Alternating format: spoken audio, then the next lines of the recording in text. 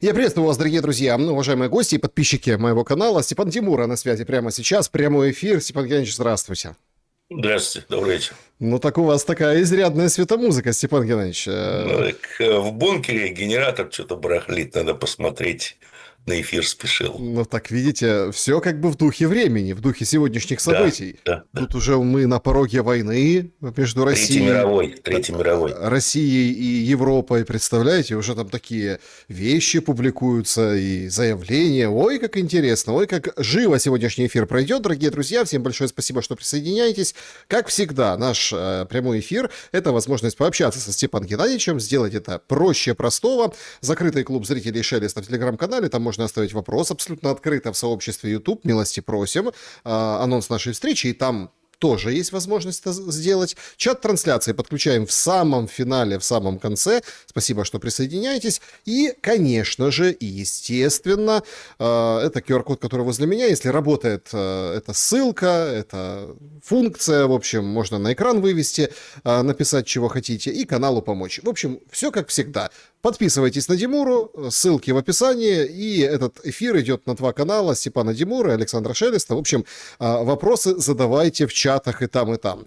Значит, начать наш разговор традиционно предлагаю с опроса сегодняшнего Одну эфира. минутку, важный звонок, секундочку. Да, да, я знаю, завтра буду просто сейчас очень занят. Да, да. Всего доброго. Да, извините. Хотел попросить передать привет товарищу майору, но понял, что со званием ошибусь. Наверное, кто постарше в бункер-то Да, звонит. не, майоры уже прошли тот уровень давно. Да, майоры бегут из Украины. Сегодня пограничник-майор сбежал, в туалет пошел, говорит: ой, румыны, принимайте меня. Значит, ну это так, отступление от сути. Закончите предложение. Это сегодняшний такой опрос. Война России с Европой. Варианты ответов. Неизбежно. Пугалка, чтобы закончить войну с Украиной. Уже идет. Или, ну, просто новое по счету, чтобы Трампу было что заканчивать. Трамп сегодня, конечно, всех порадовал, говорит: 9-я война закончена, или 10-я, в общем, все сбились со счету, перескакивает по счету Трамп. Это имеется в виду Ливан и Израиль, которые там 30 лет А, не встречались, а тут он вышел, сказал: перемирие между ними 10 дней, новую войну закончил, аплодисменты, Нобелевку. В общем, вот такие варианты. Начнем с России и Европы. Как прокомментируете эти события, насколько они угрожающе выглядят? Или они должны просто угрожающе выглядеть? да, я думаю, что это любой из трех ответов, кроме первого, из четырех ответов, кроме первого. Вот, потому что, ну, разделилось, на мой взгляд, Европе, вернее, Евросоюзу нужна пугалка, такой единый общий враг, вокруг которого может сплотиться бюрократия Брюсселя и сплотить всех вокруг себя. Ресентимент Ницше называется. Ну и под это дело всячески проталкивать тот факт, что страшный, ужасный русский медведь кровавый нападет там в 29-30 году, поэтому европейцы должны затянуть пояса, пожертвовать своими свободами, своими, скажем так, социальными благами ради великой цели борьбы с этим медведем. Это первое. Второе, это то, что европейцы, судя по всему, их элиты поняли, что, ну, скажем так, экономики капут. Вот что значит финский генератор. Ну так, Шведский, прошу прощения, да. Сам остановился. А, на Экономики фразе капут. «капут». Вы не Да, повторяйте да, больше эту фразу. да. Он подумал, что я сейчас встану, ему будет капут.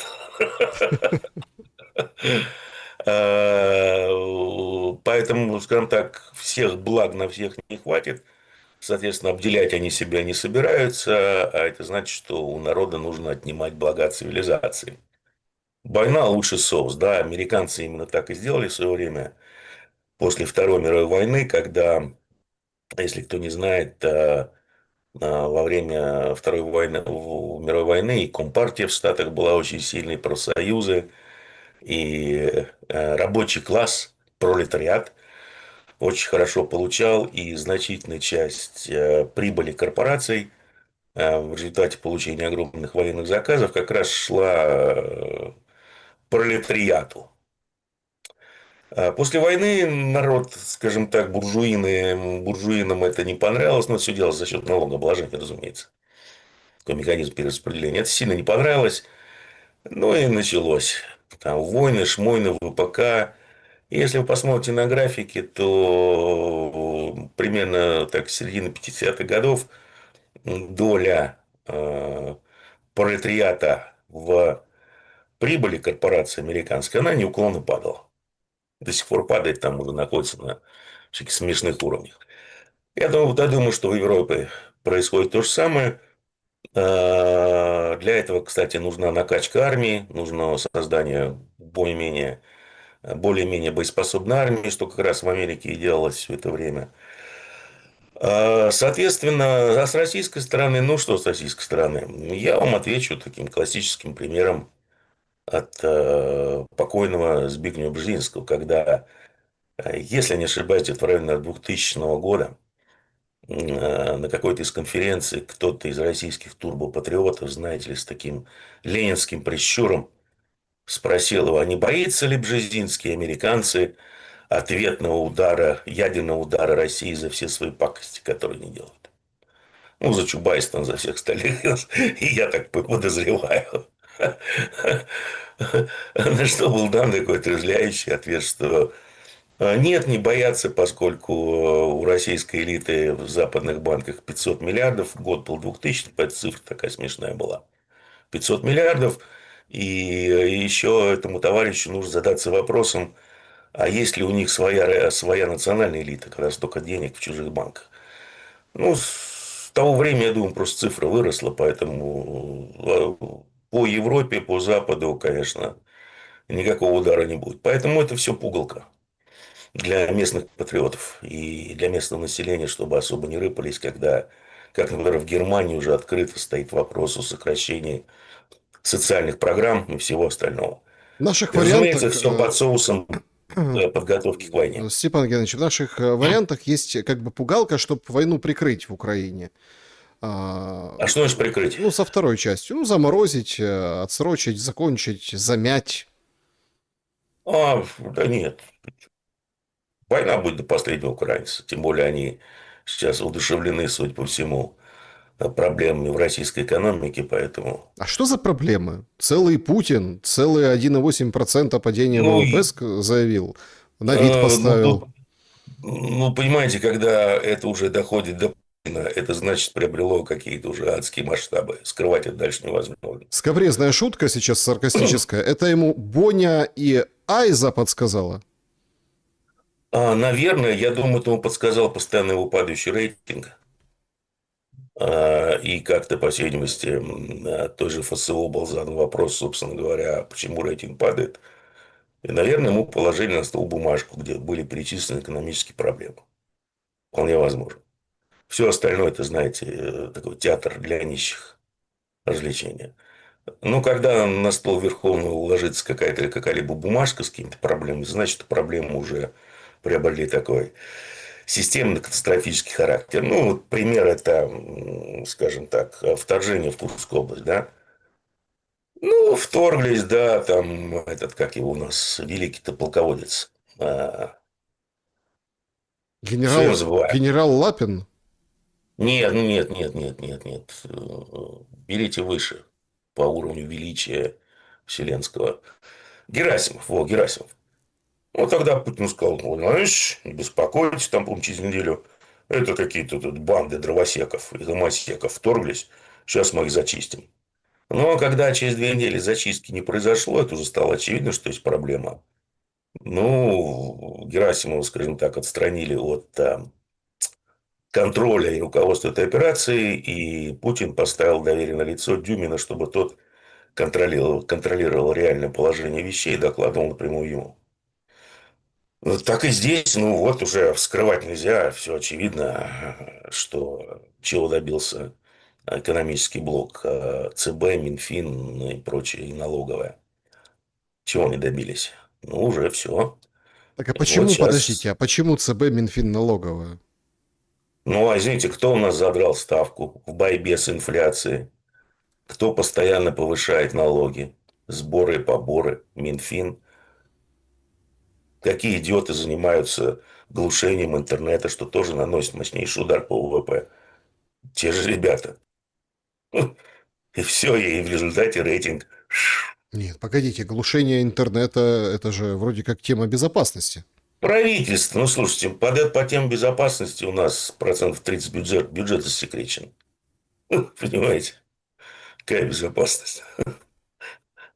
Ну, это как в Европе. Война с русскими, тем безопасности, так и здесь.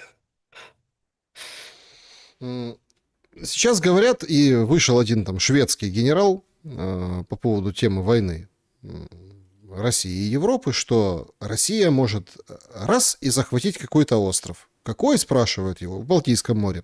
А он говорит, любой. Ну, просто остров, кусок земли, да, там как бы ничего нет, но они пришли, захватили, и тогда это прецедент. НАТО надо что-то делать. Ну, так вот, попробовать на зуб НАТО. Как вам такой сценарий? Ну, вполне можно даже с какого-то прибалтийского тигра чуть-чуть пощекотать. Пятая поправка, ну, о ней можно забыть.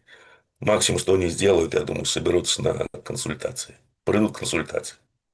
Согласно пятому пункту. Ну и все. Какие последствия тогда А какие? геополитические? Ну, для России никаких. Все санкции наложены, что вы еще сделаете? Иран же всем показал, что, ребята, как нужно снимать санкции, как нужно возвращать активы. Надо гегемона ставить раком. И легко так хорошо поставил, красиво. Вот. Э, Поэтому вполне возможно. Я думаю, даже команду дали. Даже так, команду дали. Скажите, вот список адресов на территории Европейского Союза. Как оцениваете эту акцию, которую вчера провело Минобороны? Ну, понимаете, во-первых, список адресов своих целей вы не рекламируете, а просто по ним бьете, да? Ну, поэтому это очередная, там, я не знаю, красная, коричневая линия. Ни о чем. Ну, Все такая... посмеялись, я думаю. Кто в теме, все посмеялись над этим очередным, скажем так, пропагандистской выходкой Министерства обороны.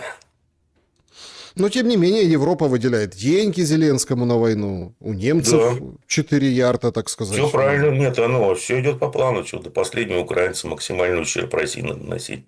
Сейчас еще 120 тысяч беспилотников якобы собираются производить в год. Но в основном дальние беспилотники волнуют. Будут выносить инфраструктуру. Это все, а Кремль ничем ответить на это не может. Принуждать его к миру будут. Кремль. Позорному. А куда им деваться? М, Понимаете, они упустили все шансы, которые только у них были победить в этой войне, на мой взгляд. Почему? А почему? Ну, потому что кремлевский, вам Бжезинский все объяснил. Ну, еще раз, Украина давно могла сидеть без электричества, без воды. Все, на этом война, в принципе, заканчивается. Это, в принципе, еще раз, если вы ведете серьезные боевые действия, и война идет на выживание, как нам сказал Путин, да, когда он сказал в Пекине на вечерней пресс-конференции, что после того, как началась война, западные партнеры ему с улыбкой сказали, ну, теперь ты или мы. Значит, война на выживание не только страны, но и его лично. В принципе, ну, надо как-то соответственно относиться к таким угрозам. Ну, вот поэтому ты ведешь серьезную войну, не какую-то непонятную СВО, а серьезную войну. А война на выживание, война ведется для победы. А без электричества жить можно какое-то время. Без воды нет. Поэтому в любой книжке по военному искусству серьезно написано, что первое, когда вы атакуете водоснабжение. Чтобы население уходило, чтобы у армии не было воды, не работала промышленность. Пример с энергосистемой Украины. Ну, все, и практически положили, и успокоились, и отошли назад. Типа, мы послали сигнал. Ну, эти сигналы уже, по-моему, 4 года посылаются, никто им не внемлет на той стороне. Поэтому а сейчас реальная проблема с дальнобойными украинскими дронами, реальная проблема со связью в наших войсках, со Starlink, который работает уже на территории России. Поэтому Дроны сейчас, ну, западные дроны, скажем так, это не украинские дроны, это совершенно другая история. И летают они, как они на цели наводятся, и как можно их заглушить, это вообще отдельный вопрос. Дроны это все, еще раз, это теперь западные пошли, а не украинские. Ну, формально они украинские, да, там где-то болтик прикрутили на территории Украины. А полетные задания, цели указания, сборка основных компонентов дронов, насколько я понимаю, сейчас все идет просто на Западе. Они даже на территории Украины особо не задерживаются. Ну, для того, чтобы не было возможности локализовать склады, их уничтожить. Приехал, пару болтов подкрутили, собрали, запуск. Возможно, даже с территории стран НАТО близлежащих. Поэтому это серьезная угроза, на самом деле, это серьезная опасность. Если вы говорите, что, ну, как бы все идет к такому похабному миру, то какие его будут последствия? Ну вот, чем он обернется для России и для Украины? Ну и, понятное дело, для Запада. Потому что, Ну, смотрите, цели... Я просто основываю свой, еще раз, анализ на том, что не знаю, насколько серьезно Запад рассматривает, но судя по действенным заявлениям, Кремль серьезно рассматривает вот этот вот план из 28 пунктов товарища Дмитриева Виткофа. Ну, этот план несовместим с заявленными целями СВО. То есть, как и говорилось, война закончится, когда одна из сторон капитулирует, поскольку цели и задачи войны, они для Запада и России несовместимы просто. Ну, они нигде не пересекаются. Соответственно, это будет означать капитуляцию России. И через несколько лет все это снова выльется в новый конфликт. Это все. Причем там, ну, Украине, может быть, нужна там армия, ну, в 200-300, может быть, 400 тысяч человек, чтобы не то чтобы серьезно угрожать, а, скажем так, доставлять России огромные проблемы в будущем. Хорошо экипированная, тренированная армия с огромным количеством беспилотной техники, особенно дальней. Возможно, даже с украинскими дальнобойными ракетами. К этому, в общем, на данном этапе к этому все идет. хорошо, если у нас есть вот такой лак, да, вот такой сценарий, то в каком Но состоянии я не тогда думаю, будет? что он сейчас будет реализован, потому что, еще раз, Украина пока со своей задачей нанесения максимального ущерба России справляется. Ну, поэтому с точки Запада зачем прекращать войну сейчас, я не знаю. Они поэтому не будут прекращать.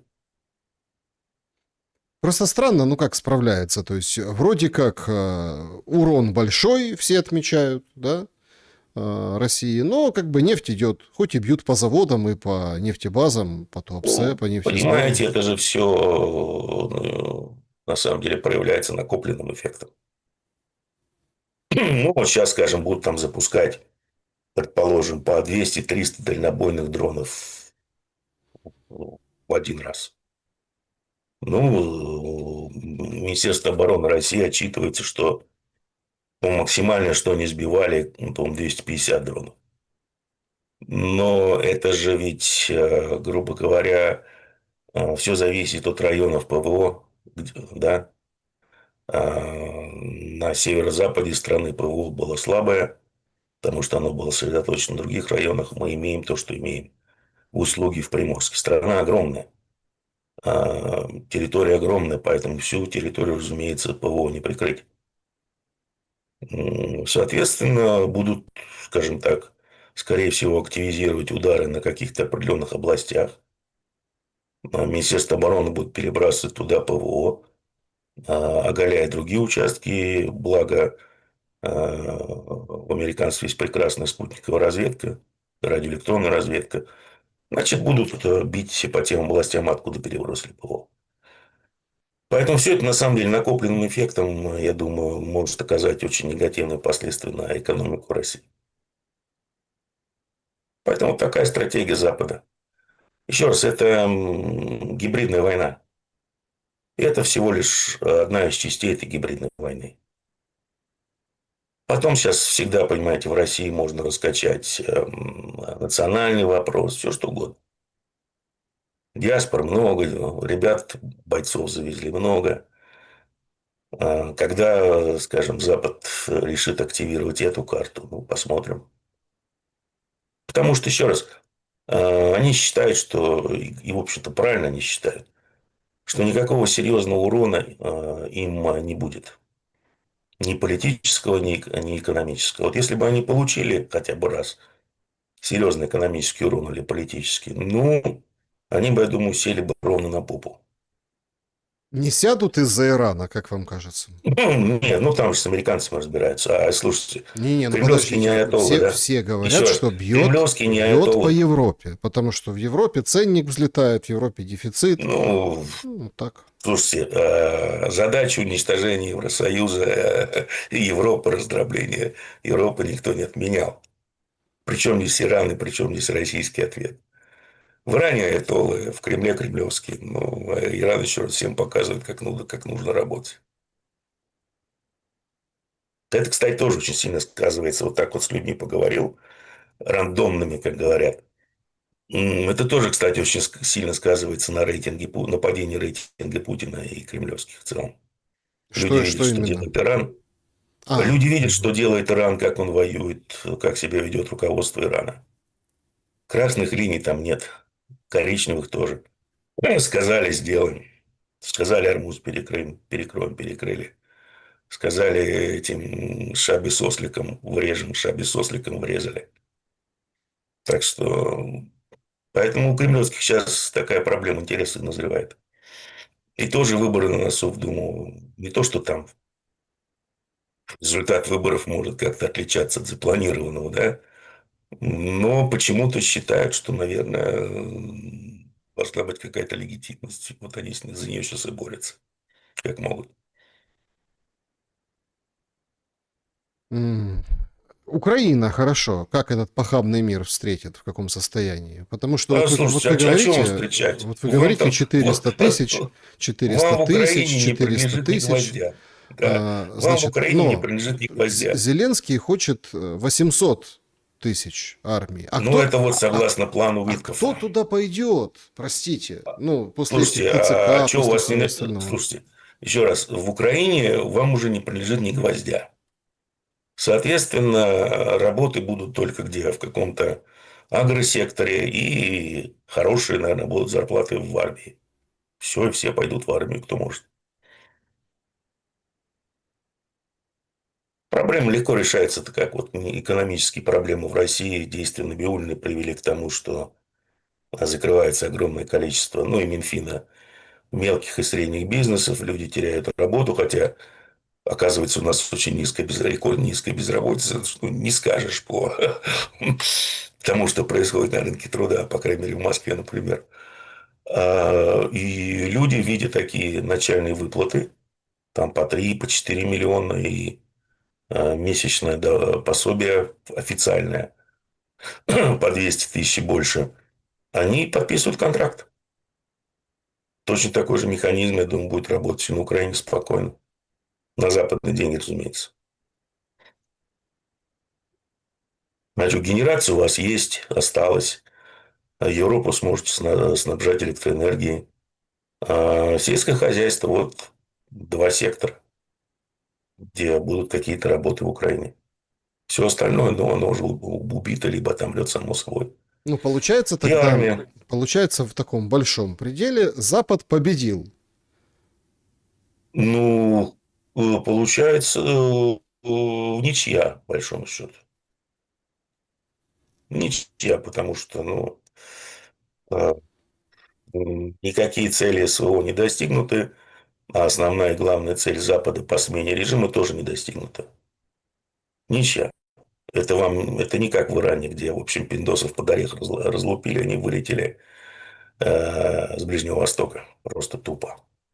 Ну, еще не вылетели, еще там Да нет, ну это ну, уже собирают силы, чего. отлито, это все отлито в граните. Они там могут еще яйца себе почесать, прошу прощения. Это уже никого не впечатляет. Очень интересный материал в Bloomberg выходит, ну вот сейчас вечером буквально, перед нашим эфиром. Для достижения мирного соглашения между США и Ираном потребуется около 6 месяцев. По информации агентства, некоторые лидеры арабских государств залива и европейских стран считают, что для достижения мира между США и Ираном потребуется полгодика, и что воюющим сторонам следует продлить режим прекращения огня на этот период. То есть вот сейчас подходит к концу перемирие, и надо продлевать на полгода, и тогда все будет хорошо. Ну, Америка говорит, продлевать Ну, не будем, ну, мы уже победили. пусть, пусть продлевает Ормузский пролив, как был закрыт, так и будет закрыт. Потому что те договоренности, которые были достигнуты при начале прекращения огня, американцы их тут же нарушили, поэтому Ормузский пролив закрыт. Ну и плюс еще блокада США, как там выступил Петя Стакан, сказал, на операция эпический факап завершена, началась операция экономическая ярость. Мгм. А что это такое, Степан Геннадьевич? Блокада. Морская блокада Ирана. Ну, в ответ Иран так сказал спокойно: да, ребят, сейчас мы еще Красное море закроем. Хуситы готовы. Ну, они мудрые ребята, конечно, политику ведут роскошную. Переговоры, ну, конечно, мы готовы к миру. Мы всегда готовы к миру. Мы всегда за мир. Поэтому это не мы виноваты в том, что происходит. Это вот американцы с израильтянами. И израильтяне готовы к миру. Но всему мешают еврейцы Натаньяху. Роскошно провернули. А по факту, что американцы нарушили все обещания, которые давали ожидаемо. Никто, в общем-то, никаких иллюзий не имел с иранской стороны. Поэтому пролив закрыт, увы. И будет закрыт. А сейчас еще Красное море закрыто в ответ на американскую блокаду. Зачем Хексиду написали речь из криминального чтива? Ну, что это за Берримор. цирк? Почему они это делают, Берримор? Дебилы, сэр. Нет, то они правда думали... Вы еще раз, вот я много раз это говорил, уже, наверное, все должны были понять, реально дебилы, слабоумные. Это процесс отрицательной селекции в элитах, он шел давно. Он достиг своего апогея. Все. Не надо, здесь уже... Здесь нельзя ничему удивляться. Я, например, не удивляюсь. Я просто, я уже, я не знаю, морда скоро вот такая станет от попкорна. Ну, реально, ну, взяли из криминального чтива. Этот дурак настолько тупой, что не понимает, что читает. Зато вид такой, лачком волосы такой весь горячий самец. Министр войны. Дебил. Министр войны. Да, он министр войны, да, министр войны. Военные действия возобновятся в Иране? О, хороший вопрос. Я думаю, что да. Я думаю, что да. Иранцам, в принципе, это даже, на мой взгляд, на руку. Почему не возобновятся? Ну, потому что придется как-то объяснять, что пролив закрыт, да? Что, причем придется объяснять из-за высоких цен на нефть, из-за высоких цен на дизель, на удобрения, на бензин в Америке и на жуткую инфляцию, которая началась там в последние 2 месяца. Ой, ну, последний месяц там жуткая инфляция на продукты питания, на все. И вот сейчас был перерыв в работе Конгресса. Ну, и конгрессмены типа ездят к избирателям, узнать их чаяния. Самое поразительное, что конгрессмены-республиканцы от штатов Среднего Запада, это житницы США, они, в общем, вернулись и стали, как бы так, почти что демократами в требованиях чуть ли не импичмента Трампу. Ну, потому что, ну, все понимают, во что они вляпались, кто может понимать. Пытаются соскочить с этого поезда, который несется под откос, называется администрация Трампа. Так и соскакивать же некуда. Ну, ну как, конгрессменам и представителям, членам Конгресса им можно соскочить, что вот сейчас открыто выступить против Трампа, против его политики. чтобы, может быть, на выборах выиграть. Но что значит выступать против Трампа и его политики? Это значит, сразу у вас здесь рисуется точка товарищами из АйПАК. Поэтому они находятся между огнем и наковальней. С одной стороны, будут тонуть вместе с Трампом. Если не хочешь тонуть, а начинаешь выступать против политики Трампа, это значит, ты выступаешь против Израиля. Ну, соответственно, Айпак будет давать деньги кандидатам, которые на выборах идут против тебя. Ну, республиканцам на праймерис. Поэтому ребенкам особо так в их политической карьере не позавидуешь в данный момент. Ну а почему они тогда, если они вот такие настроения гуляют, а почему они не проголосовали закончить войну с Ираном, ну, резолюцию обращения к Трампу? Еще раз я объясняю, что Айпак полностью контролирует республиканцев. Если вы за прекращение войны, это значит, вы против Израиля. Потому что Израиль за продолжение войны. Израилю нужно, чтобы американцы такие разбомбили Иран в каменный век, как они считают. То, что Иран сделает с ними, они как-то в расчет не принимают. И со всеми остальными странами залива. Поэтому все, вы сразу становитесь мишенью для Айпак. А это значит, ваши шансы на праймерис очень низкие будут. Поэтому они не могут этого сделать. Да, конгрессмен Масси, да, Масси, он совершенно и Грин, кстати, они вдвоем совершенно четко сказали, что у каждого республиканского члена Конгресса от республиканской партии есть свой смотрящий от Айпак, который контролирует все его действия, говорит, что и как голосовать, какие законопроекты поддерживать, какие нет. Ну и, соответственно, если ты себя хорошо ведешь, тебе выделяют деньги на выборы. Так что там система построена четко. А деньги откуда? Деньги от миллиардеров еврейского происхождения из бюджета, потому что ну, Израиль существует на бюджет США. Потому что мало кто знает, а сейчас Израиль активно выпускает облигации, чтобы финансировать ту огромную дыру и расходы, которые несет в экономике, в бюджете, и расходы, которые несет. Эти облигации обеспечены США. Соответственно, часть этих денег возвращается обратно, ну, как в Украине, да? Да, Запад выделял раньше часть, мылась, отмывалась, отправлялась обратно на Запад, а часть шла лоббистам. Тому же этому генералу, кто у вас там был, Келлогу, или там еще у них есть такой педрильный евнух, известный из Теннесси. Как же его? Грэхэм.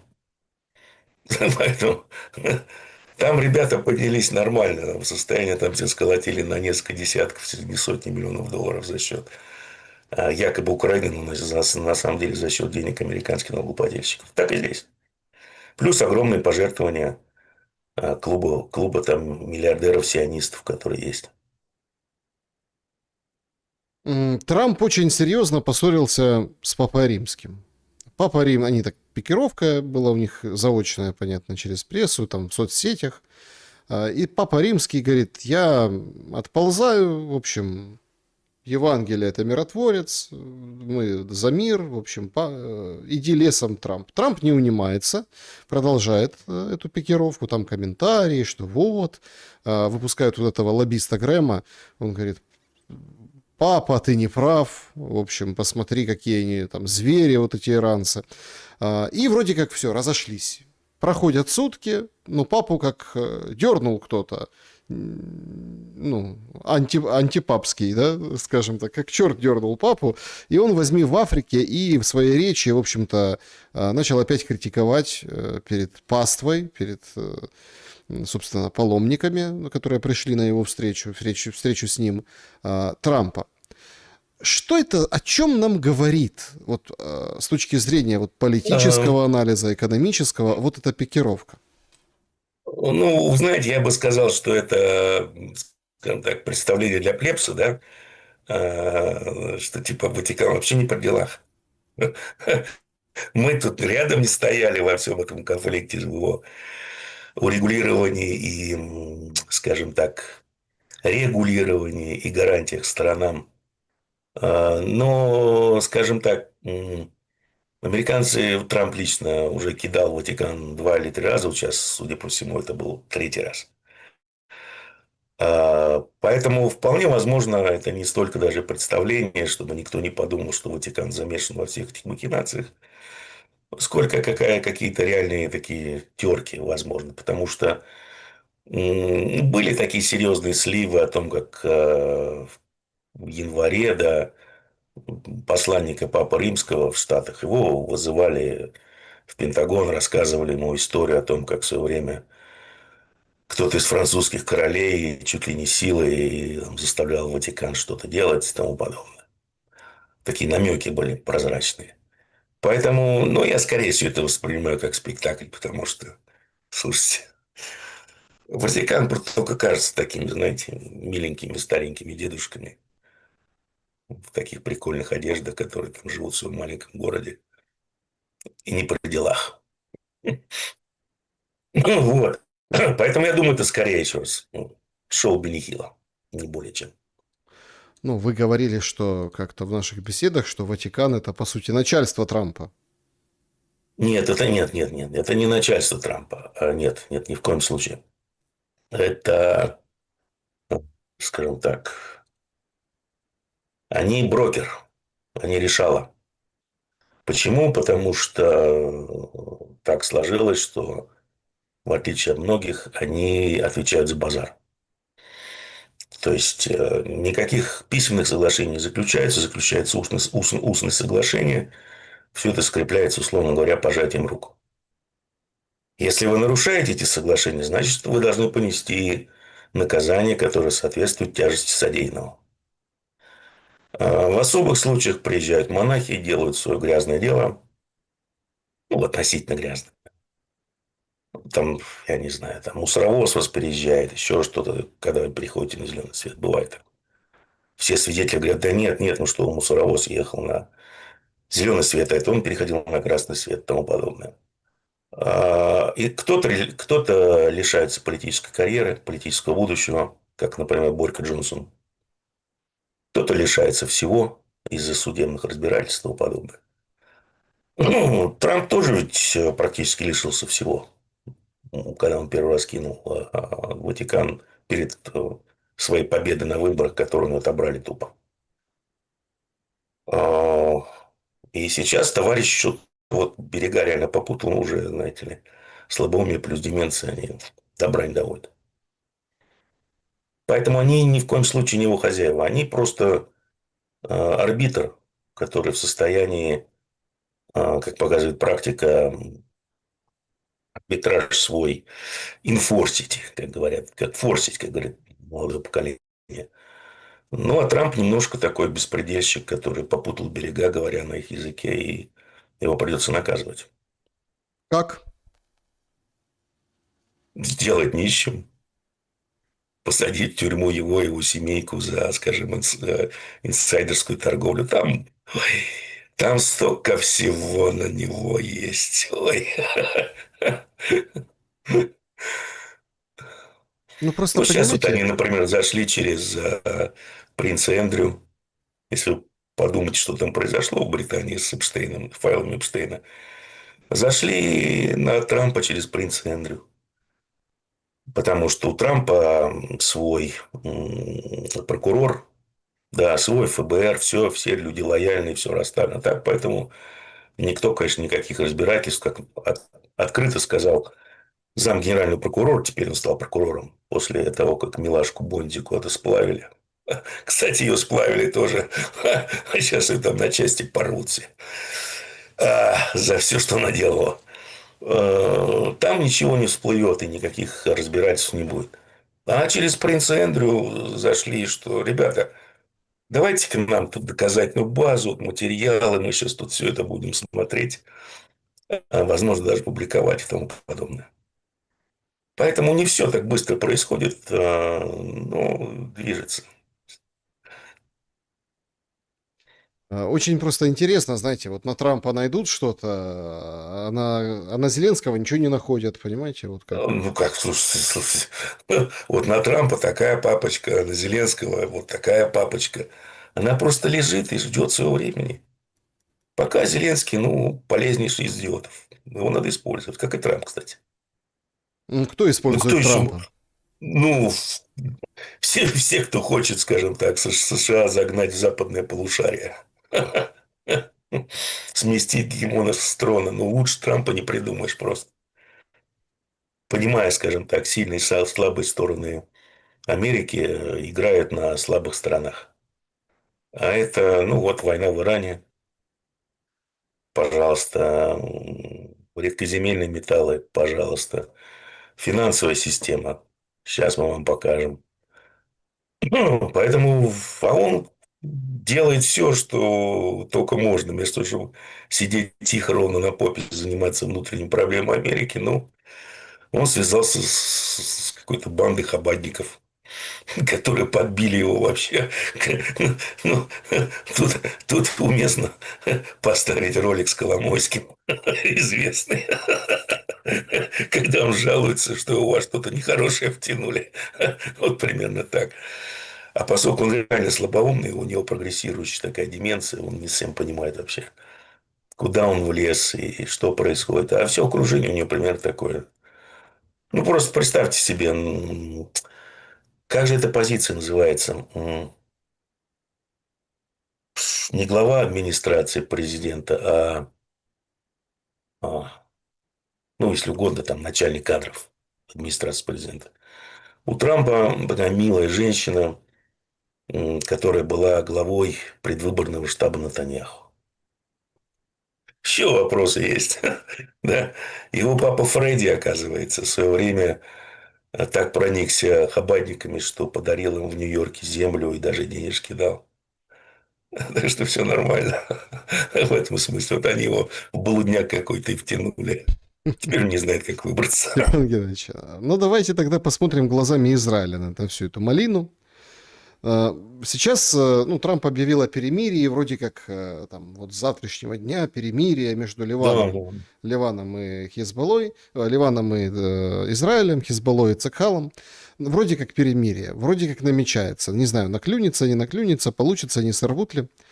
Ну вот давайте так. Если цель Израиля– это Великий Израиль, да. Да. великий Израиль, могучий, там, от Нила до Ефрата, то по большому счету они сейчас воюют за вообще какие-то там, за какую-то избушку лесника. Знаете, когда России сейчас предъявляют претензии многие там, и с украинской стороны, не только с украинской, мол, что это у вас за война, вот это россияне, что вы там захватываете по полсела, там по одному селу какому-то непонятному. Так Израиль, у него такая же история. Там узкая полоска, они там вот это вот кублятся с этими У меркавами. Израиля несколько иная история. Между Украиной и Россией идет война 21 века.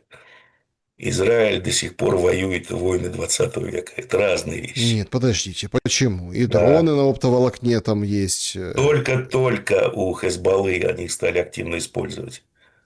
Еще раз, вы бы видели, как они там кадры, как израильтяне там паркуют свою технику, свои танки, какая у них суперзащита, система трофи.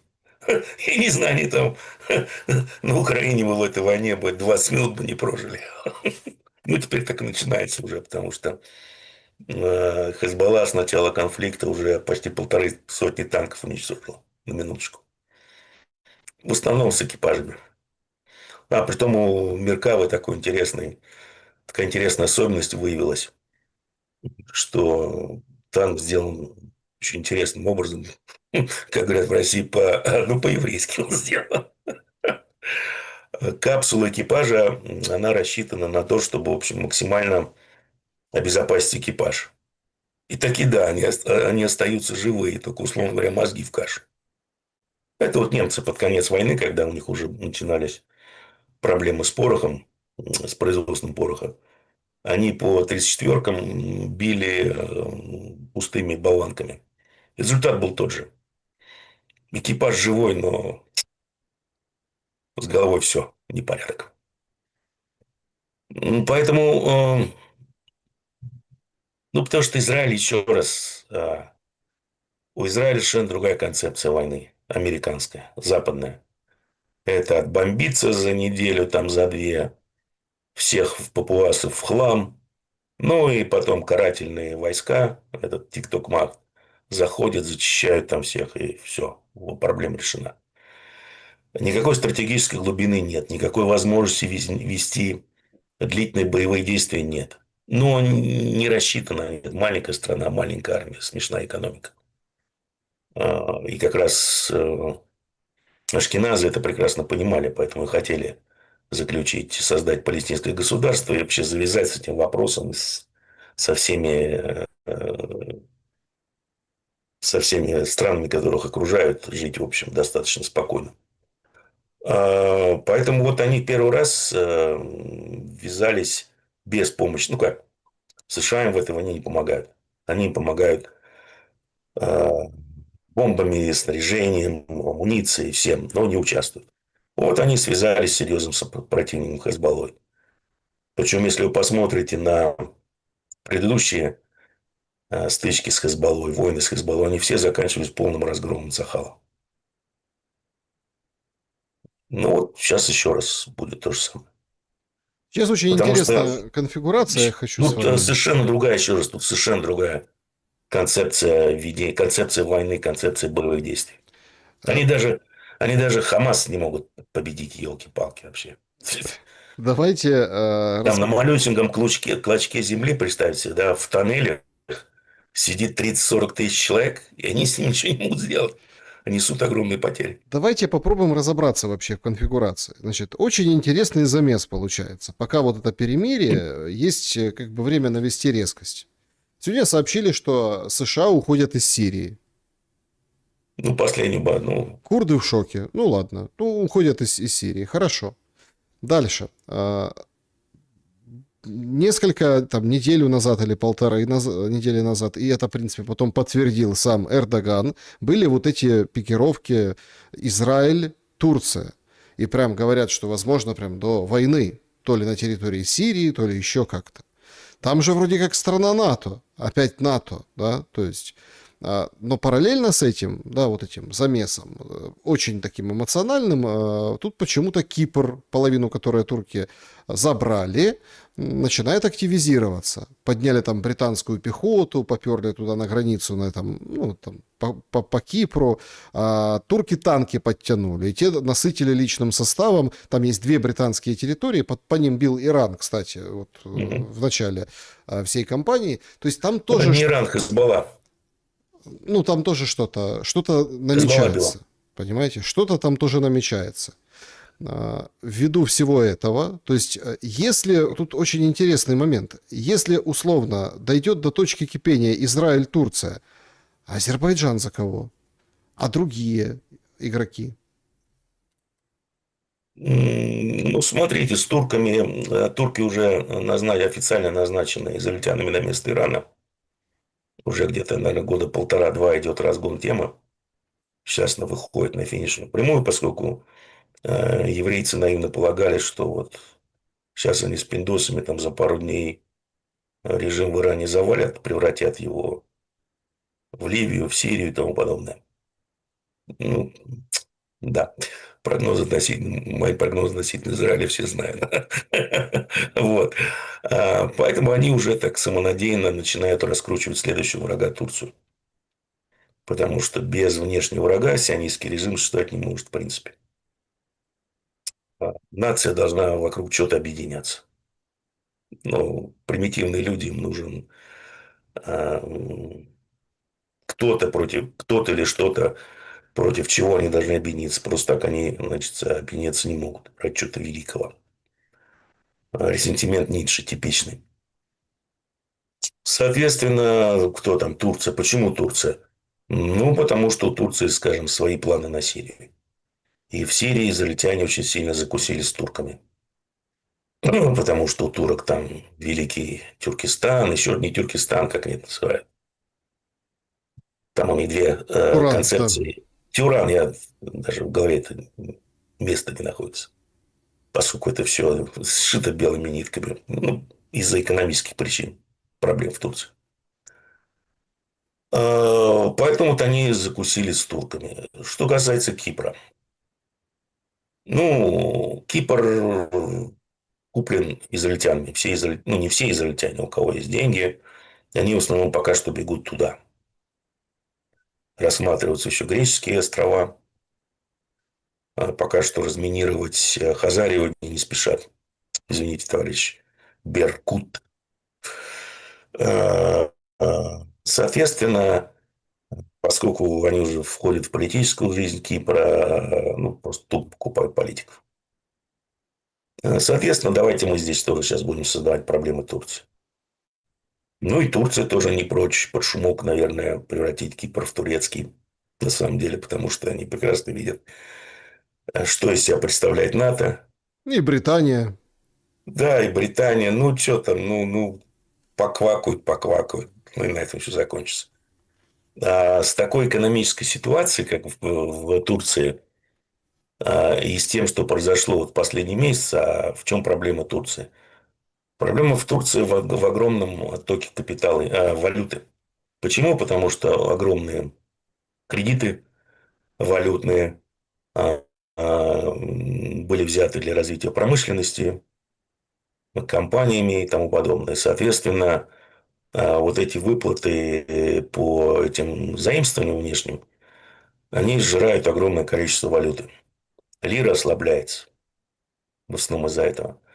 Соответственно, ту прибыль, которую вы получаете ее в лирах, поскольку валюта баланса, она становится недостаточно, проблема нарастает. И тот экспорт, который осуществляет экономика Турции, он частично, ну, не совсем компенсировал это все при условии того, что им приходится уже соперничать с Китаем. Плюс резкий рост стоимости энергоносителей. То есть, у вас еще такой мощнейший удар идет, бабам, по сальдо текущих операций. В результате у Эрдогана было 130 тонн ликвидных золота в Банке Англии. 120 из них они продали, чтобы стабилизировать курс лиры. Если вы посмотрите на курс лиры, скажем, по отношению к доллару, он так вот линейно, практически с линейной скоростью ослабляется постоянно, уже там под 45. Когда там несколько лет назад говорилось, что лира пошла на 40, крутили, да, пальцем в виска. Ну, ребята, распишитесь. В очередной раз, как говорится. Поэтому что делать Эрдогану? Население начинает бурлить, подобное, там, выборы непонятно на носу. Вроде самого главного соперника посадил под каким-то левым непонятным предлогом. Ну, тем не менее. Ну и что?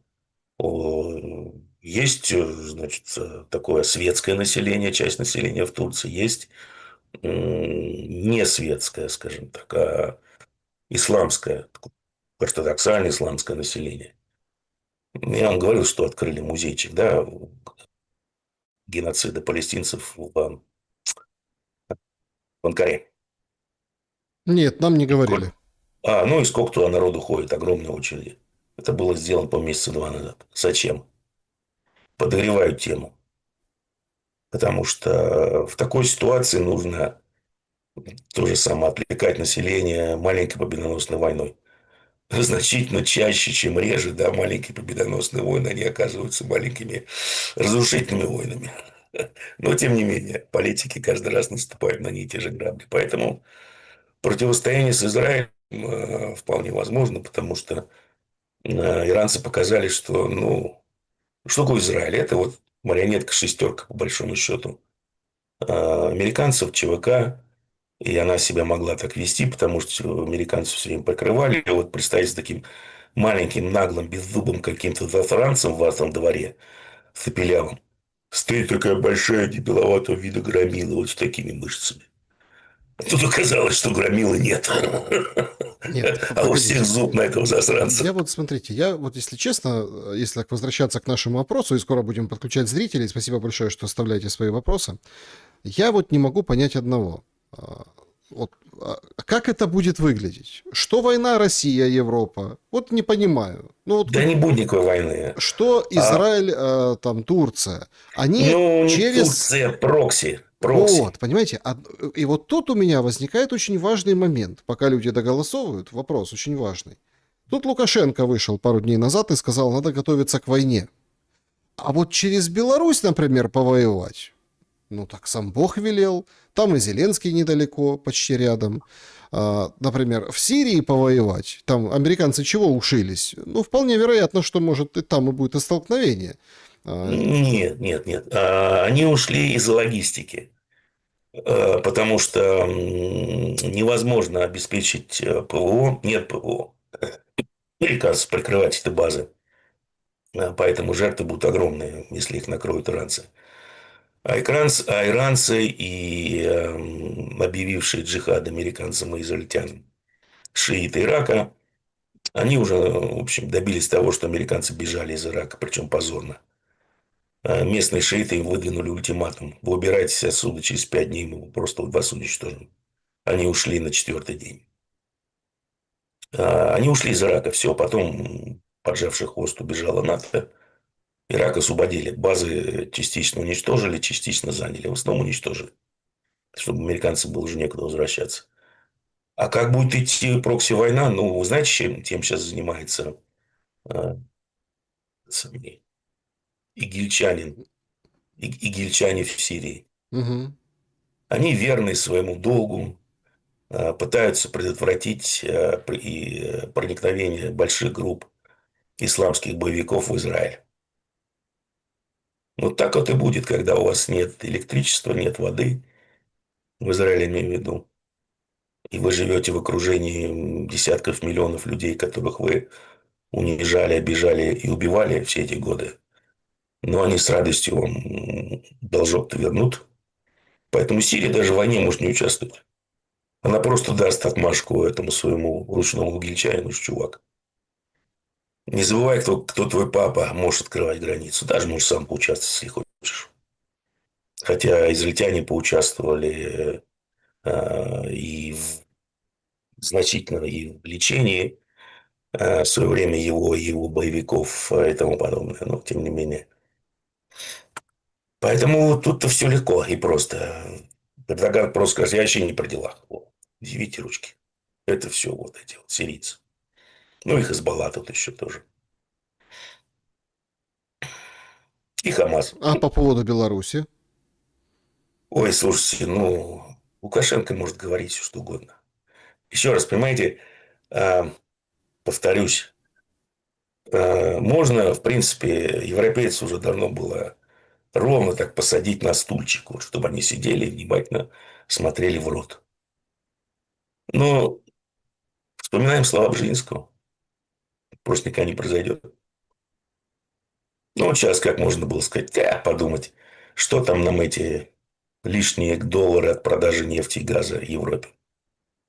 Извиняйте, ребята, у нас все кровавое, мы не можем допустить, чтобы этот кровавый нефть, это кровавый газ испортил вам аппетит и, скажем, грел ваши дома. Мы просто не в состоянии этого сделать, извините.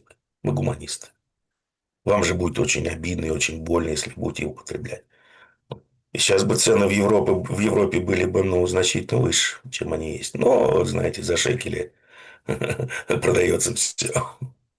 Ну да, сегодня была новость о том, что Испания там рекорд побила по закупке газа. Да, да, Ну, то есть Франция. ни с того Да. ни с сего. Рекорд, ничего себе, такого не было никогда. Опрос сегодняшнего эфира, давайте подведем его итог. Вот такой этот итог. Закончите предложение. Война России и Европы. И варианты. Вот такой результат. 6%. Новое по счету, чтобы Трамп закончил. Сколько? 66? 6. А, 6. 6. 14. Пугалка, чтобы закончить войну с Украиной. 26% неизбежно. И 53% уже идет. Ну, вот такая. Она вот такая и будет. Гибридная война, да. Одна страна воюет, другая делает вид, что воюет. Да, друзья, спасибо большое за то, что поставили лайк. Не забудьте, пожалуйста, об этом. Если еще как бы не поставили, то сделайте, пожалуйста, этот шаг навстречу нам со Степаном Демурой на его канале. Тоже поставьте лайк. Это прям очень здорово и замечательно. Так, переходим к вашим вопросам. Начнем с клуба зрителей Шелеста, а потом перейдем через сообщество к чатам трансляций. Олег, добрый вечер. Уважаемый Степан, слушая вас, напрашивается впечатление, что вы считаете, будто мир поглощает общий писец. А разве нет мирного выхода из всей этой мировой повестки? Как вы видите приход условного мессии? Ну, скажем так, путь к миру, он в свое время еще был озвучен Папашей Фордом в своей мощнейшей книге. Но, скажем так, озвучивание этого пути, оно сопряжено с большим количеством достаточно тяжких статей УК РФ, по крайней мере. Поэтому путь к миру есть. Он быстр, но не сейчас, потом. Есть, да, таки. Да, есть. Хорошо, есть путь к миру. Ну, слава богу, хоть есть. Будем пытаться искать. Значит, Анна. Степан Геннадьевич, как вы относитесь к экономисту Дмитрию Некрасову и его прогнозам? Я даже не знаю, кто это. Мгм. Понятно. Дальше переходим в сообщество нашего с вами сегодняшнего эфира. Вот такие вопросы. Обращение Виктории Бонни, пишет Юрий, к Путину в Кремле услышали, как заявил Песков, при всем ретрограде российской политики, а что Украина? Раньше гордились хоть свободой мысли, обращений. Но вы, Саша, можете представить, что подобное обращение к Зелабубу может быть услышано. Колобок, куда мы катимся, респект, позор и ганьба Зе. Мгм. Вот так. Забавные люди. Значит, какая-то губошлепка, сидящая в Монако, записывает обращение тяжелой жизни в России, которую слышит Кремль. У вас самим-то вам не смешно? Следующий вопрос. Александра. Степан, вы не раз говорили, что украинцам промыли мозги пропагандой и надели кастрюли на головы, зная о том, что идет информационная война. Вы сами вписались в ряды все пропальщиков. Отвечайте за свои слова. Приведите хоть одно заявление Кремля, где они отказались от своих требований. Или вы продолжите нести бред о плане из 20 пунктов, который даже никто не видел. Не надо быть истеричкой. Обсирая Кремль и преуменьшая успехи солдат РФ на украинскую аудиторию, вы лучше не станете. Мы не обладаем и 1% информации того, что происходит на самом деле. Ну, вы точно не обладаете и 5-10% о том, что происходит на самом деле.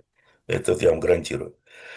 Я не знаю, откуда вы взяли 20 пунктов. Есть пункт, есть план официально опубликованный из 28 пунктов. План Дмитриева-Виткофа. Почитайте, если вы читать не разучились. Нет, 28, это имеется в 28 виду, да. пунктов, да.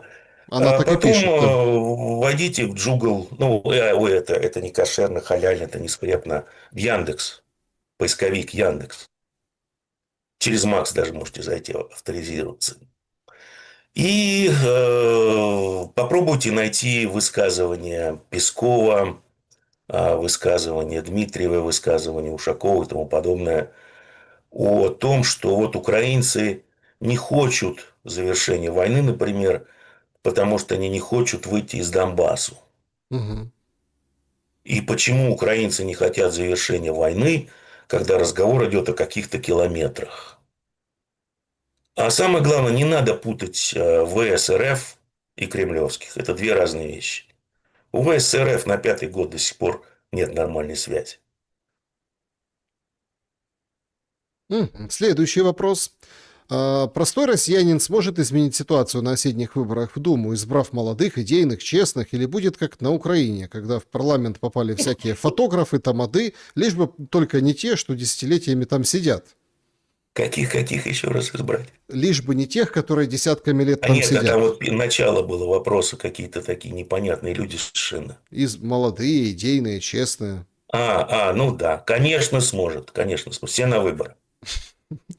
Выборы, кандидаты, Сразу все кандидаты, да, вспоминается хит молодые, группы идейные, «Ленинград». идейные и Да, честные. да, честно, да. Нет, Все о серьезно. России будут думать, о родине каждую минуту своей жизни. Здравствуйте, Александр пишет. Пан Димура, как думаете, может ли когда-нибудь Америка в своей внешней политике уйти из-под влияния еврейского лобби?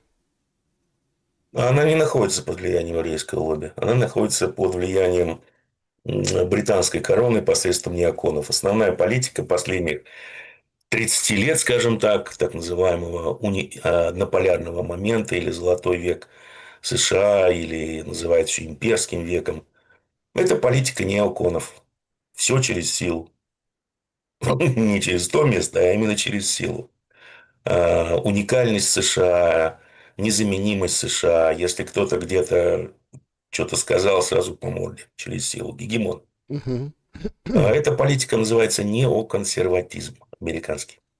К евреям, хотя евреи, скажем так, имеют к этому отношение, многие из них являются лидерами общественных мнений в этой политике.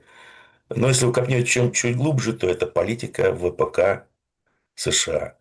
Поднимите речь, найдите речь Эйзенхауэра последнюю, где он американцев предупреждал о том, что за монстр ВПК, и что нельзя давать ВПК слиться с политиками.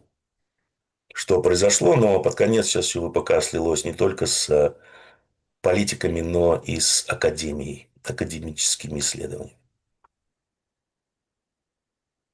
Мгм. Так, значит, вот такой вопрос. Приветствую вас, Александр Степан Геннадьевич. Вы что думаете о книжке «Трансерфинг реальности» Владимира Зеланда? Благодарен вам за эфиры. Не читал. Не читал, не осуждайте. Да, и не осуждаю, нет. Игорь из Польши. Два вопроса. Первый. Закон об использовании войск России вне страны – это подготовка к Балтике? Закон о защите, по-моему, граждан вне страны. Вполне возможно, поскольку в Кремле любят, чтобы все было с юридической точки зрения так, чтобы комар нос не подточил. То Вполне есть возможно. пешком пойдут на Прибалтику? Ну, не обязательно пешком. Ну, так, постреляют, грубо говоря, вынесут энергетику, вынесут или газоснабжение. Как раз о тех газовозиках, о которых я говорил, возможно. И второй вопрос. Слышал мнение, что Запад добивает остатки СССР, стачивая Россию и Украину друг об друга. Глядят спустя 5 лет тягомотины, получается действительно так. А есть ли правда в том, что Россия в итоге этой войны выйдет истощена? А придет некий Ельцин, ведь все вокруг к этому идет. Следующая цель Запада станет Китай. Ну, скажем так, с Китаем они уже опоздали. Опоздали, они это поняли в 2017 году, в большом счете. Сейчас, в общем-то, всем стало очевидно, что скорее не они сожрут Китай, а Китай сожрет их. Экономика, знаете, у Клинтона была такая табличка в офисе, реально в оральном кабинете. It's economy stupid. Экономика прежде всего, дурачок. А, Они эту фразу забыли. Мгм. Поэтому, что касается стачивания, идет просто сейчас против России идет гибридная война, направлена на смену режима. Зачем нужна смена режима? Много раз тоже объяснял. Чтобы попытаться вернуться времена мудрого товарища Рокфеллера, то есть, прошу прощения, Киссинджера, то есть, прошу прощения, Никсона, президента, который восстановил отношения Америки с Китаем, и всегда поддерживались эти отношения на протяжении 60 лет такими, что отношения Америки с Китаем и Россией были лучше, чем отношения между Китаем и Россией. Как мы видим, усилиями последних американских администраций все это было разрушено, причем это было разрушено в надежде быстрой победы над кровавым путинским режимом.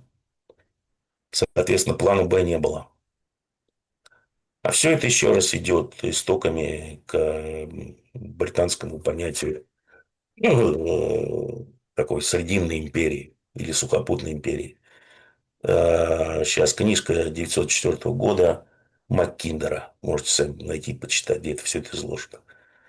А то, что у них нет плана Б везде, пожалуйста.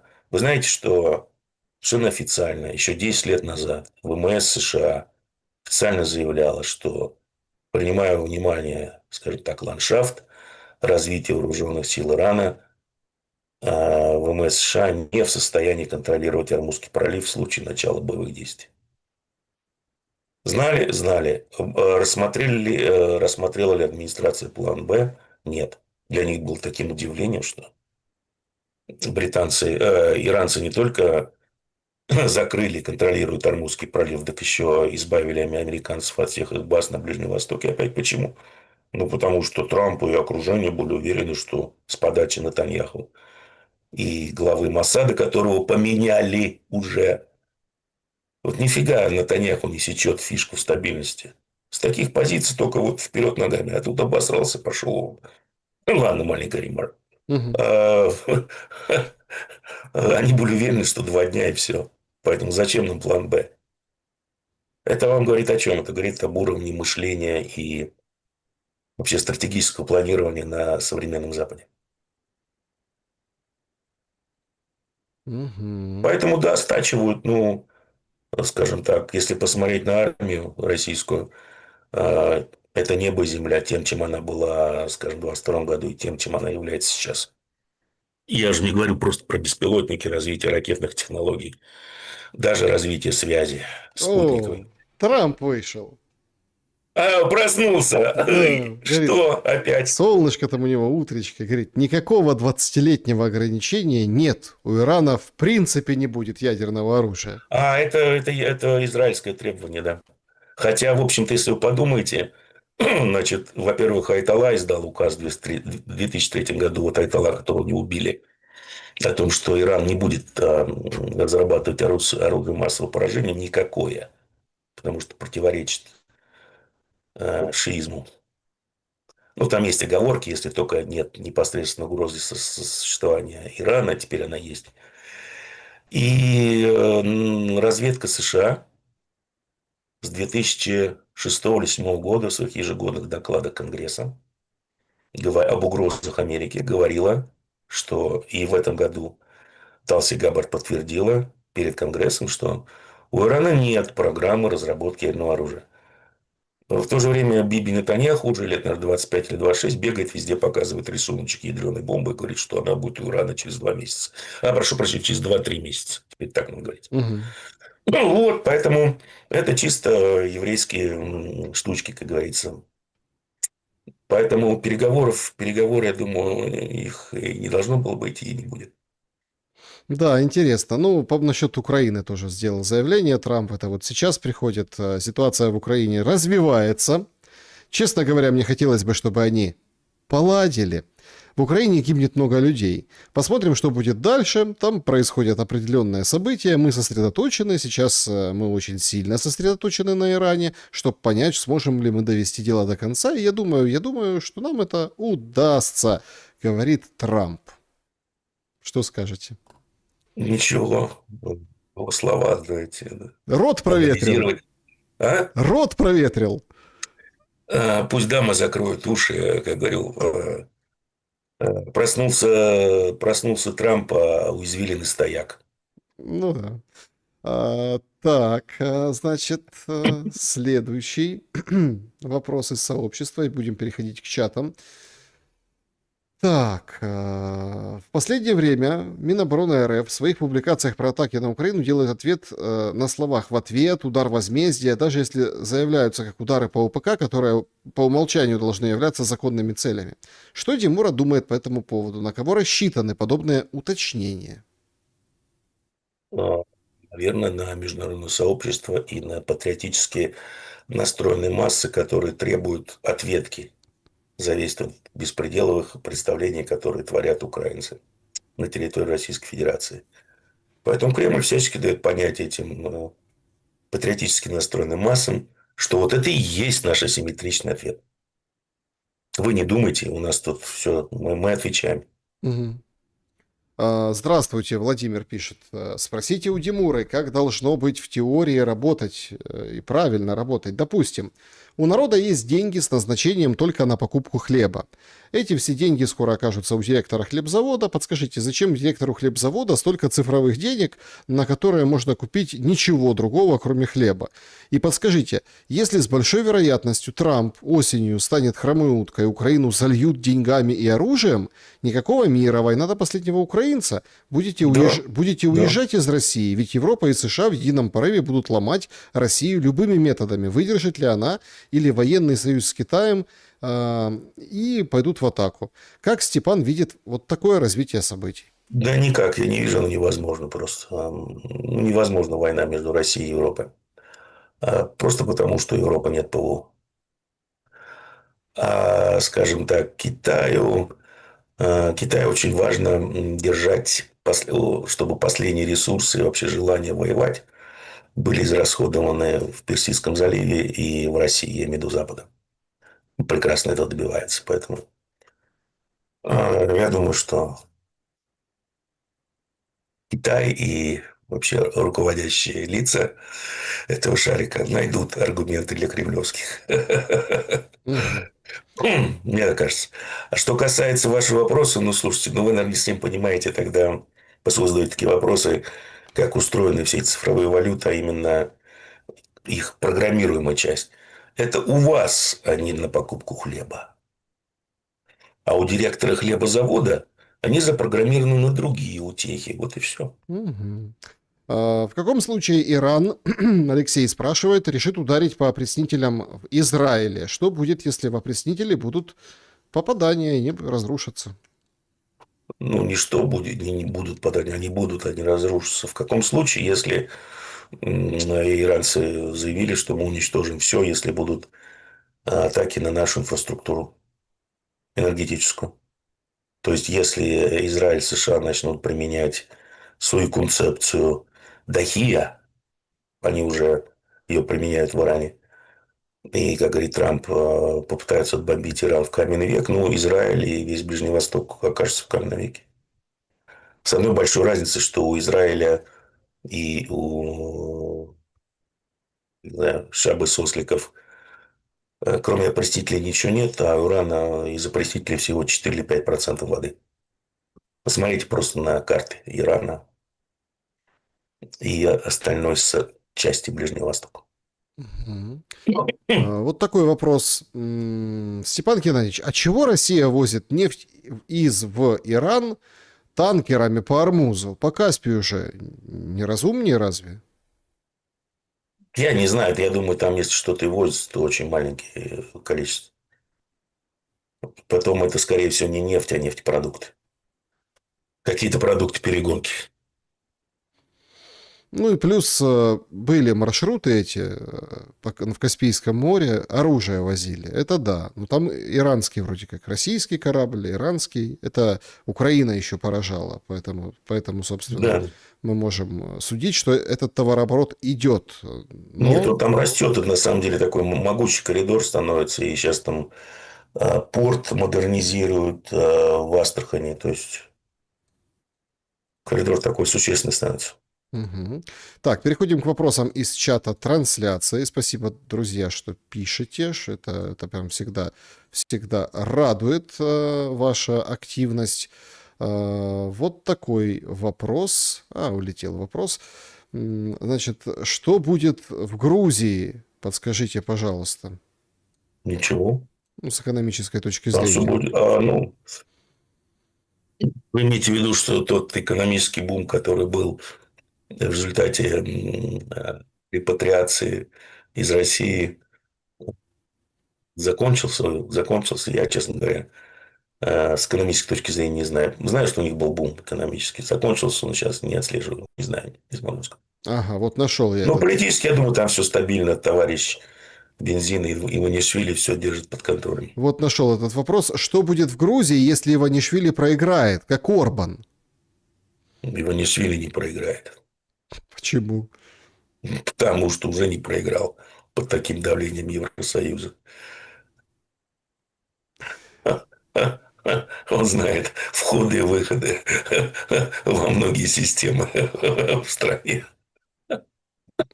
Так, вопрос. Вернутся ли США к золотому обеспечению доллара? Нет, Почему? золота нет. Как нет? Так и не будет. Ну, все золото сдано в лизинг, нет его. Обеспечивать нечем. Резервы Федеральной нервной системы, по-моему, уже лет 10, если не больше, переквалифицированы как Deep Underground Reserves, то есть резервы глубоко в земле. Не надо путать с Форт Нокс. Да? Это еще не добытые резервы. Клеймы на недобытое золото. Мгм. Спрашивает пользователь, просит спросить, Димура говорит Израилю хана. А как же хана, если у них ядерное оружие, а ядерное государство не проигрывает? Ядерные государства не проигрывают, если они большие. Чтобы вы понимали, Слушайте, есть... это мне напоминает кашу из топора, да? Вот это.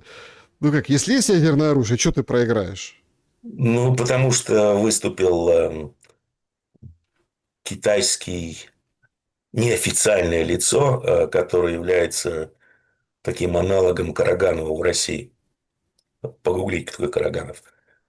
Буквально 2 или 3 дня назад искал буквально следующее в интервью, что в случае применения Израилем ядерного оружия Израиль перестанет существовать как страна и как государство. Вопрос еще есть, вопросов нет. Мгм. И у меня есть такое подозрение, что где-то там, не так далеко от Израиля, в водах, наверное, Индийского океана, ошивается 2-3 подводных лодки и Китая, и России с ядерными ракетами на борту. Как раз для этого случая. Вопрос Димуре. Что следующее заблокирует в России после Telegram и YouTube? Ой, вы знаете, я думаю, что на самом деле тут, вот особенно после того, как обращение Бони было услышано в Кремле, Мгм. я думаю, что скоро Верховный выступит и примет решение и расставит все точки на «и», а именно отметит перегибы на местах, локальные ошибки на местах, тем, кто боролся с Телеграм и силовикам, и Израилю надают по рукам, и народ воспрянет, и снова рейтинг Путина вырастет. Мне кажется, что вот так будет. Медведев будет президентом? Влад спрашивает. Ой, слушайте, где вы это говно читаете, да? Я представляю, вот у людей вообще потом жалуются, что у них низкие зарплаты и доходы. Работать надо, не в интернете сидеть. А, ну, давайте помечтаем, да. Вернее, помечтаем, а потеоретизируем. Медведев на самом деле запомнился мне как достаточно такой решительный политик. Во-первых, это именно он начал авантюру «Газпрома» в Грузии. Войну так называемую. А Авантюра во-вторых, как он... Газпрома в Грузии? Вы так Ну, называете? близкрик «Газпромовский», да. Ага. А во-вторых, в свое время пара российских транспортников, которые летели из Афганистана, сели, по-моему, в Таджикистане. Я не помню название стана, честно сказать. Поэтому можете отгуглить. Их там арестовали, пилотов чуть ли не собирались судить. А Медведев сказал примерно следующее, что у вас есть 2 или 3 дня. Если вы их не отпустите, то все ваши национальные диаспоры отправляются обратно на родину. Самолеты отпустили, все обвинения с экипажа сняли. Поэтому вполне возможен такой вариант, что он как свой, как доверенное лицо, но решительное, молодое. Его могут продвинуть под как раз вопросы разборок с Европой. Вполне возможно такой вариант, вполне возможно. Мгм. Интересно, конечно. Так, поехали дальше. Вопрос, Степан Ну, Геннадьевич. опять же, это конспирологическая теория, которую в- придумал на лету. Да, Степан Геннадьевич, посоветуйте учить Даю. китайский язык. Владеете ли сами китайским? Нет. И не посоветуйте, и не владеете. Не, ну почему учите, пожалуйста, язык на самом деле, суть по всему, будет очень востребованным. Сам не владею. Я По- английский с трудом выучил, еще китайский, это же вообще у вас мозги себе сломаете, просто если у вас нет предрасположенностей к восточной культуре, восточным языкам, на мой взгляд. Здравствуйте, почему растет S&P 500? Прям рекорд Потому что какой-то ликвидности побили. много. Ликвидности Побили много. рекорд там, что закрылись Да, 7 тысяч пунктов, ничего да. себе. Ликвидности много, и на нем концентрируются и Трамп, и милашка Бессент, судя по всему. Поэтому буквально в пятницу, ну, вот, которая была пятницу, Treasuries 40 ярдов вкачала в рынок. Нала. Ну, условно говоря, нала. Вы представляете, с каким плечом через рынок репо это все ушло на финансовые рынки. Ликвидность. Бабки некуда. Знаете ли вы что-нибудь про иранскую ракету Растохес, ракеты с 40-тонными боеголовками? Они говорят, что берегут их для судного дня. Какими 40-тонными? Да. Да нет, ну перестаньте. 4 тонны может быть, но не 40. Мгм. Самая большая, по-моему, заявленная пока ракета – это 2,5 тонны боеголовка. Крылатые ракеты есть у них с дальностью под 3000 километров, даже больше. Ну, в зависимости от модификации. Что такое 40 тонн, ну, вы просто, я не знаю, там, даже не учебник физики, а просто Яндекс, свой любимый браузер, там, поисковик. Посмотрите, что такое 40 тонн. Ну, хорошо, хоть Ну, вы чтобы вы там... понимали, да, вот так вот, если пересчитывать, 1 тонна полезной нагрузки – это где-то 0,8-0,9 мегатонны. Ну, и посмотрите просто мощность тех же баллистических ракет, которые стоят на вооружении э, российской армии. Ну, вы поймете, что такое 40 тонн и какого размера должна быть ракета. Мгм. Оксана, если цинично, могла б ничья быть целью Кремля, чтобы самим сохраниться? Нет. Я думаю, они понимали. Слушайте, когда Путин сам заявляет, что было заявлено, он, конечно, может лукавить, я не знаю. Я просто знаю, какова была цель, одна из целей всей этой украинской аферы. Когда он сам заявляет, что ему было сказано либо ты, либо мы, ну какая тут ничья. Мгм. Вот такой вопрос. Опять, вот он. Что будет с экономикой Ирана после того, как он станет полноправным гегемоном на Ближнем Востоке? Ну, он превратится в Байск, в Аравийск, в Саудовск. Он станет, ну, инвестиционной столицей региона, скажем так. Потому Ага. что иранцы достигли всего того, чего не достигли. Ну, например, газовые турбины большой мощности мы закупаем в Иране. Двигатели для Boeing и Airbus чинятся в Иране. У нас нет таких технологий. Они этого достигли в условиях жесточайших санкций и постоянной нехватки валюты. А теперь представьте себе, если на них прольется золотой дождь. Ну, в смысле, денежный дождь, а не в смысле золотого дождя. Эпштейна, в смысле Эпштейна. Вот. Мгм. То у них все будет хорошо. Петр, Степан, Россия это корпорация США? Так 100% правда? Почему все врут? Нет, это не корпорация США. Как и США, не корпорация США. Мгм. Значит, вот, Александр вас уличает. Значит, Опять, с удовольствием. уличает. Димура непоследовательный. Раньше он говорил, что будет капитуляция Украины, теперь капитуляция России. Или это оговорка? Нет, значит, давайте слушать внимательно, да, и запоминать. Я говорил, что война закончится капитуляцией одной из двух сторон. Угу. По-другому она закончиться не может. Объяснял, почему. А, Украина не есть часть конфликта. Это орудие конфликта. Поэтому мнение Украины, капитуляция, не капитуляция, вообще никого не волнует. Война между Западом и Россией. Ну, поэтому одна из этих сторон должна объявить капитуляцию, чтобы конфликт закончился. Это может быть не сразу сделано. Ну как? Остановка боевых и заморозка боевых действий по линии соприкосновения – это капитуляция России. План Дмитриева – это капитуляция России.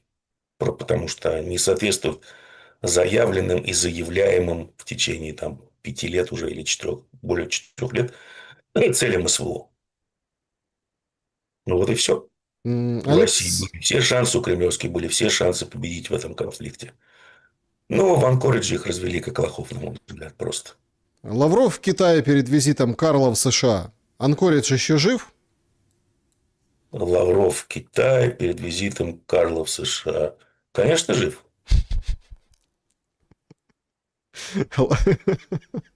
Анкоридж живее всех живых, между Да, прочим. да, да, да. А, Мафия бессмертна, как и дух Анкориджа, да. это точно.